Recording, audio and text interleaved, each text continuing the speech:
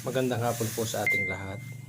Ito po ang Buhay Guro. Ayan po, salamat sa mga parents na tumulong extension ng Brigada Eskwela dito po sa Katutubo Elementary School.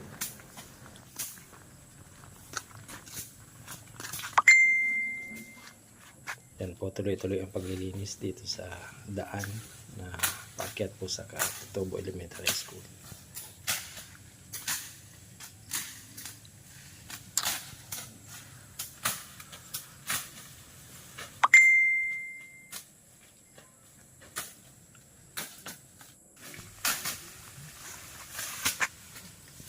Yan po ang mga magulang naman ni Dick na tumutulong sa paglilinis. Napakahirap na po ng daan paakyat, kaya linis po muna tayo.